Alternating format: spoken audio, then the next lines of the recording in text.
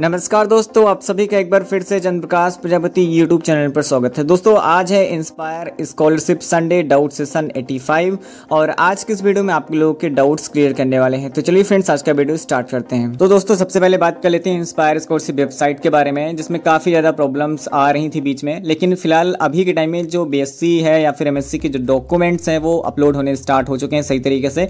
लेकिन फिर भी अभी आगे का पता नहीं, फिर प्रॉब्लम आ जाए या फिर ना आए। फिलहाल अभी तो हो रहे हैं, लेकिन उसके साथ में एक और नया इशू क्रिएट हो गया है, वो है इंस्पायर मेंटरशिप प्रोजेक्ट में। तो एक स्टूडेंट ने कमेंट किया हुआ है, मेंटरशिप प्रोजेक्ट अपलोड करने में भी एरर आ रहा है, सबमिट करने पर project rejected for year 1 try next year के लिए। इस प्रकार की कुछ पॉपअप नोटिफिकेशन आ रही है जब भी स्टूडेंट 2023 बैच के जो भी स्टूडेंट हैं जो भी अपना पहला प्रोजेक्ट सबमिट कर रहे हैं ईयर 1 चूज करके, तो उनके सामने कुछ इस प्रकार की एरर आ रही है कि आपका पहला प्रोजेक्ट रिजेक्ट हो गया है, please apply for next year. जबकि सच्चाई ये है कि अभी तक पहला प्रोजेक्ट उन्होंने अपना सबमिट ही नहीं किया, तो इस प्रकार की पॉपअप नोटिफिकेशन कैसे आ सकती है। एक बार अगर उनका पहला रिजेक्ट हो जाता उसके बाद इस प्रकार की नोटिफिकेशन आती तो एक बार सोचने लायक रहता, लेकिन यहाँ पे कुछ भी नहीं सोचना है। ये एक प्रकार का दोस्तों टेक्निकल इशू है जो कि 2 से 4 दिन के अंदर सही हो जाएगा। हो सकता है और भी कोई बैचेस में ये इशू आ रहा हो, तो ये आपको परेशान नहीं होना है, ये सही हो जाएगा। इसके रिगार्डिंग आप चाहो तो मेल कर सकते हो, जो भी बैच 2023 के बच्चे हैं। मैं आपको मेल का फॉर्मेट दिखा देता हूँ। तो दोस्तों मैं आपको बता दूं, ये जो इशू है ये ऑलरेडी हाईलाइटेड है इंस्पायर DST में, लेकिन फिर भी अगर आप मेल करते हो तो हो सकता है थोड़ा जल्दी सही हो जाए। एंड अगर कोई स्टूडेंट मेल नहीं करता है तो भी कोई बहुत बड़ी प्रॉब्लम वाली बात नहीं है। जब सही होगा तो सबका एक साथ सही होगा, और जब नहीं सही होगा तो फिर सबको वेट करना पड़ेगा। तो यहाँ पे बैच 2023 के स्टूडेंट्स मेल करेंगे, जो भी बैच 2023 के हैं। तो यहाँ पे मेल एड्रेस मैं आपको दिखा देता हूँ, ये आपका मेल एड्रेस है inspire.prog-tst@nsa.in। इस मेल पे आपको मेल करना है। आपको सब्जेक्ट में इस प्रकार से लिखना है, कैपिटल से SHE- technical issue during submitting the mentorship project. फिर उसके नीचे आपको लिखना है dear sir ma'am my name is, आपको अपना नाम लिखना है, आपको अपना IVR नंबर लिखना है 2023, फिर उसके आगे जो भी है बैच आपको 2023 इस प्रकार से लिखना है। तो इसके नीचे आपको लिखना है एक्चुअली आई एम। देखिए मैंने जो फॉर्मेट लिखा है जरूरी नहीं आपको सेम टू सेम यही डिटो कॉपी करो, आप अपने हिसाब से कम ज़्यादा ऐड कर सकते हो, अपने हिसाब से लिख सकते हो। Actually I am able to upload my project but when I click on submit button I am getting a pop-up notification which is mentioned below and also screenshot attached in this mail। यानी कि मैं अपना project तो upload कर पा रहा हूँ, लेकिन जब मैं सबमिट बटन पर क्लिक कर रहा हूँ तो मेरे सामने एक पॉपअप नोटिफिकेशन आ रही है जो नीचे लिखी हुई है और उसका स्क्रीनशॉट भी अटैच किया गया है। तो दोस्तों जब आप अपलोड करते हो मेंटरशिप प्रोजेक्ट तो आपके सामने जो भी नोटिफिकेशन आती है उसका आपको प्रॉपर स्क्रीनशॉट ले लेना है और उसको इस मेल को करते टाइम अटैच कर देना है। और आप चाहो तो यहाँ पे नोटिफिकेशन भी लिख सकते हो कि क्या नोटिफिकेशन आ रही है, जैसे कि mentorship has rejected for year 1 please apply for next year. इस प्रकार से जो नोटिफिकेशन आ रही है उसके नीचे आप लिख सकते हो while till yet I have not uploaded any project, जबकि अभी तक मैंने एक भी प्रोजेक्ट कोई भी प्रोजेक्ट नहीं अपलोड किया है। Why I am getting this notification, I request you please solve this issue as soon as possible, thank you. कुछ इस प्रकार से मेल कर सकते हो। अगर आप नहीं भी करते हो, किसी को नहीं आता है मेल करना, तो भी कोई बहुत बड़ी बात नहीं है। ये एक टेम्परेरी टेक्निकल इशू है जो कि 2 से 4 दिन के अंदर सही हो सकता है। अगला क्वेश्चन देख लेते हैं। दोस्तों मैं आपको हमेशा कहता हूँ कि आप जब भी अपने डॉक्यूमेंट्स अपलोड करें या जो भी करें बहुत केयरफुली करना होता है। देखिए यहाँ पे एक बच्चे के साथ में क्या हुआ है, 2023 बैच के स्टूडेंट हैं, उन्होंने अपना बैंक डिटेल्स अपलोड किया था तो अकाउंट नंबर उन्होंने गलत डाल दिया है और उनका जो अकाउंट है, जो बैंक डिटेल्स है, इनके बताने के अकॉर्डिंग अप्रूव्ड भी हो गया है।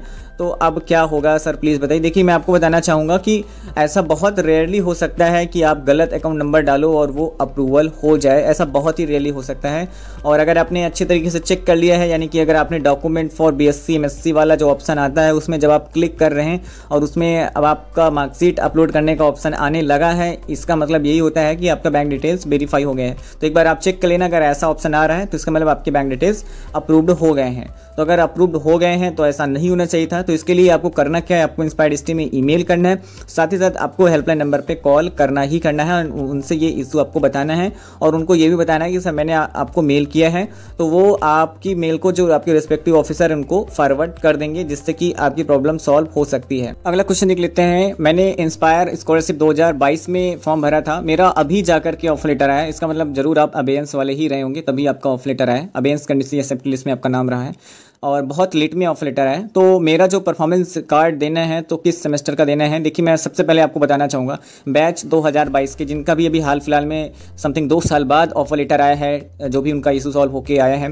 और इसी प्रकार से अभी बैच 2023 के भी बहुत सारे बच्चे हैं जो ऑफर लेटर का इंतजार कर रहे हैं, उनका भी आ जाएगा अगर कोई 2023 बैच का स्टूडेंट है जो इंतजार कर रहा है ऑफर लेटर का। फिलहाल यहाँ पे 22 बैच के बच्चे बता रहे हैं कि उनका ऑफर लेटर आ चुका है, काफ़ी सालों बाद आया है, 2 साल बाद आया है। और इसके पहले तो ना जाने ऐसे कितने स्टूडेंट्स रहे होंगे जिनकी स्कॉलरशिप उनके बैंक अकाउंट में आ चुकी है, जिन्होंने सही तरीके से फॉर्म अप्लाई किया था, जिनमें कोई इशू नहीं था, यानी कि जिनका ऑफर लेटर 2023 में आया था उनका तो सब कुछ पहले से क्लियर है। लेकिन जो अभी 2022 बैच के बच्चे हैं जिनका ऑफर लेटर अभी न्यू आया है तो उनको ज़्यादा कुछ पता है नहीं। तो सबसे पहले मैं आपको बताना चाहूँगा कि अभी 2024 में बैच 2023 के जो ऑफर लेटर आए थे तो उसमें मैंने बहुत सारी वीडियोस बनाई हैं जिसमें मैंने बताया हुआ है कि ऑफर लेटर आने के बाद आगे का क्या प्रोसेस है। तो आप लोग सबसे पहले उन वीडियोस को देख लीजिएगा, क्योंकि आपको मैं बता दूं कि आपको जिस भी डेट से आपका ऑफर लेटर आता है उसके आगे के जो 6 महीने मिलते हैं ये आपको बैंक डिटेल्स अपलोड करने के लिए मिलते हैं, यानी कि 6 महीने के अंदर आपको बैंक डिटेल्स अपलोड करनी होते हैं और 1 साल का टाइम मिलता है आपको बीएससी फर्स्ट ईयर का रिजल्ट अपलोड करने के लिए।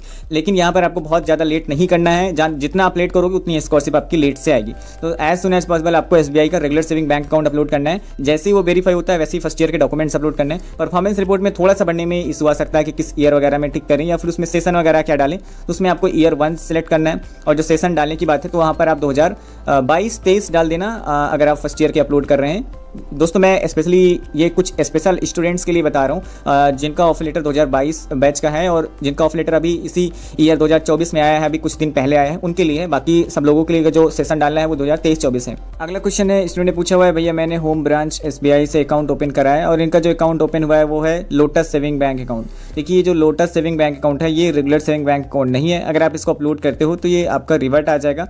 तो आपको इस अकाउंट को अपग्रेड कराना है रेगुलर सेविंग बैंक अकाउंट में, या फिर अपग्रेड नहीं हो रहा तो इसको क्लोज करा कि आप direct regular saving bank account open कराएं एंड उसको अपलोड करें।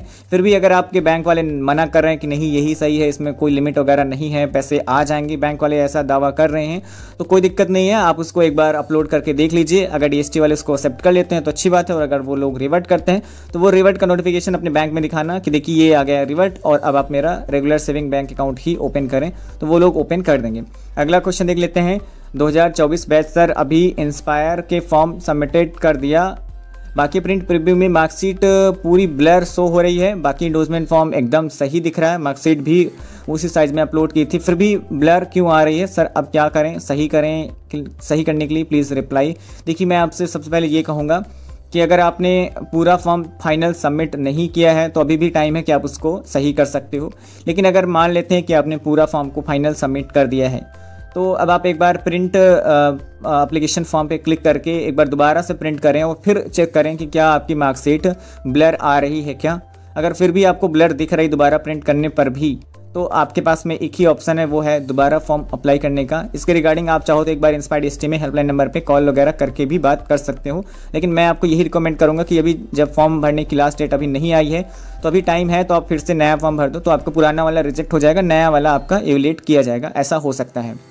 अगला क्वेश्चन देख लेते हैं, भैया क्या इंस्पायर फॉर्म भरते टाइम कास्ट सर्टिफिकेट लगेगा क्या। देखिए मैं आपको बता दूं, इंस्पायर का जो फॉर्म भरना है उसमें आपको ना ही इनकम सर्टिफिकेट ना ही कास्ट सर्टिफिकेट ऐसा कुछ भी आपको नहीं लगेगा, आपको बिल्कुल भी परेशान नहीं होना है।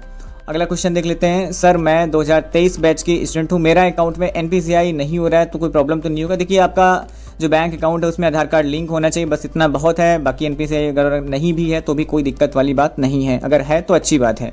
अगला क्वेश्चन देख लेते हैं, भैया मेरे कॉलेज वाले इंडोर्समेंट फॉर्म में सिग्नेचर नहीं कर रहे हैं और पैसे मांग रहे हैं, मैं औरैया से ही हूँ, प्लीज़ हेल्प मी रिप्लाई। देखिए मैं आपको ऑलरेडी बता चुका हूँ, बहुत सारे प्लेसेस हैं, यूपी में हो या फिर और भी इंडिया में अलग अलग जगह पे प्लेसेस हो सकते हैं जहाँ पे इस प्रकार से कॉलेज वाले हों या फिर उन्नाव वगैरह जैसे प्लेसेस हैं, या फिर कोई कैफ़े वाले हों जो बच्चों से पैसे की डिमांड करते हैं, बहुत ही ज़्यादा पैसों की 10-10, 20-20 हज़ार रुपये की डिमांड करते हैं, चूँकि नहीं करनी चाहिए।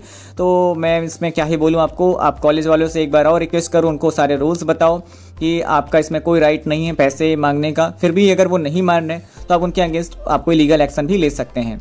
तो दोस्तों आज का संडे डाउट सेशन यहीं तक। अगर आपके मन में भी कोई डाउट है तो आप पूछ सकते हैं इसी वीडियो के नीचे कमेंट करके। नेक्स्ट संडे डाउट सेशन में उसको जरूर हम दिखाने की पूरी कोशिश करेंगे। तो चलिए फ्रेंड्स, मिलते हैं नेक्स्ट वीडियो में। Thank you.